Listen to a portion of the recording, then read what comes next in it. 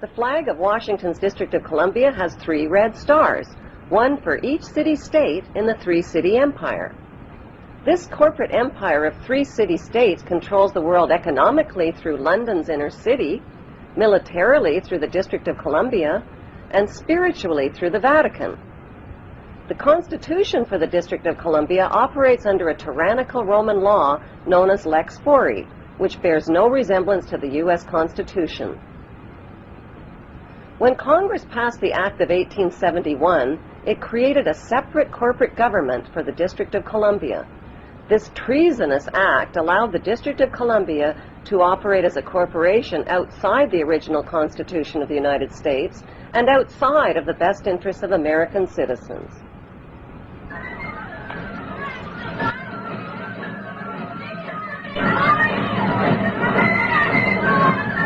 A sobering study of the signed treaties and charters between Britain and the United States exposes a shocking truth.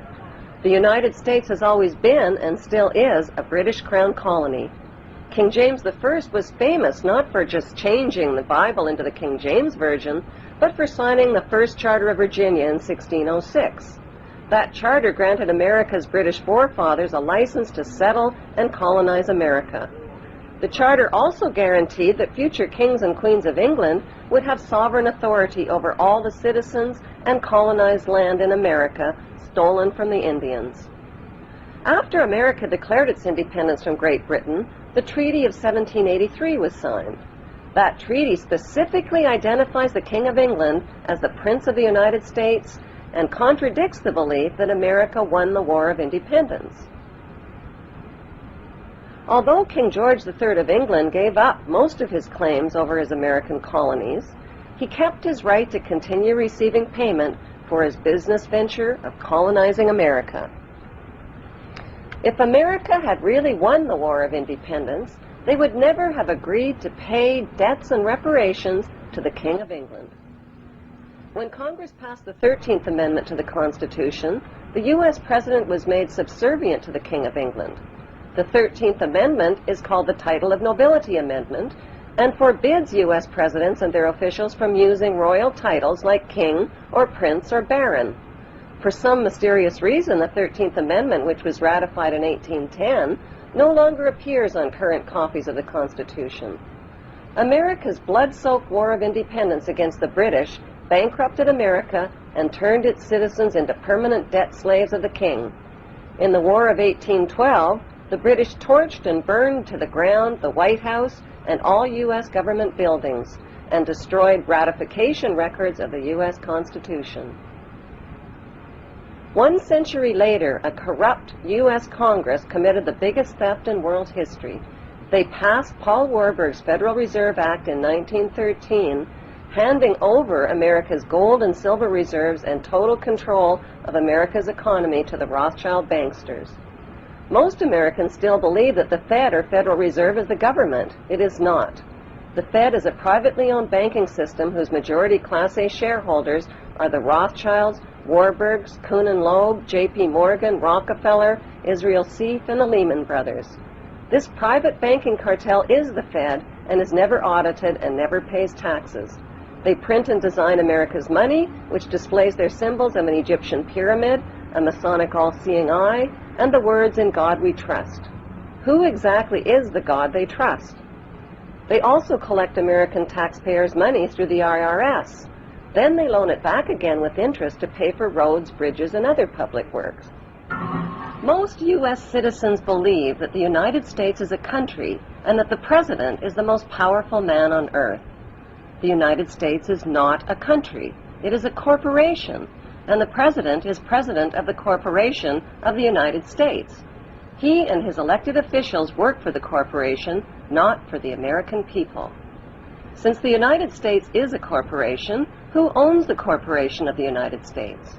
Like Canada and Australia, whose leaders are prime ministers of the Queen and whose land is called Crown Land, the United States is just another Crown colony. Crown colonies are controlled by the empire of 3 city-states. At the center of each city-state is a towering, phallic-shaped stone monument called an obelisk that points skyward. In D.C. city-state, the obelisk, known as the Washington Monument, was dedicated to Freemason George Washington by the Freemason Grand Lodge of the District of Columbia. The Secretive Brotherhood of Freemasons laid the Washington obelisk's cornerstone in 1848 and contributed 22 Masonic memorial stones. 250 Masonic lodges financed the Washington Monument obelisk, including the Knights Templar Masonic Order. At the heart of London city-state is a 187-ton, 69-foot-tall Egyptian obelisk called Cleopatra's Needle. It was transported from Egypt and erected on the banks of the River Thames. In Vatican City, another Egyptian obelisk towers high above St. Peter's Square.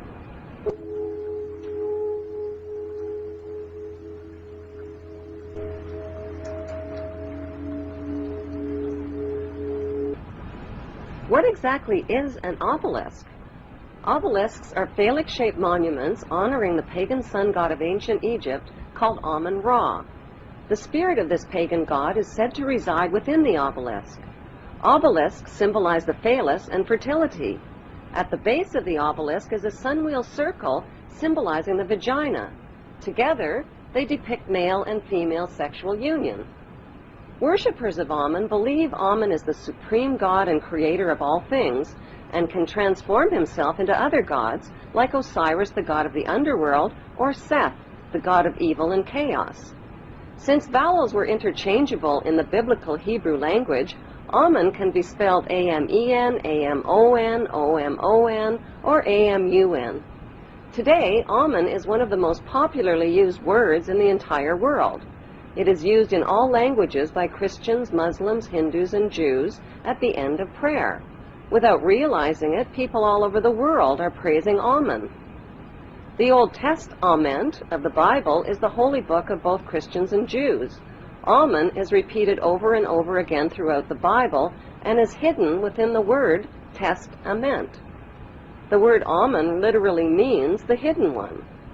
Many are fooled into believing that Amun means so be it or truly, but in Kings 1 verse 36 of the Old Testament, Amun is identified as the Lord God of my Lord. Why in the world would the Vatican, a fortress of Puritan Christian values, erect a monument symbolizing the pagan god Amun and sexual intercourse right in its own front yard?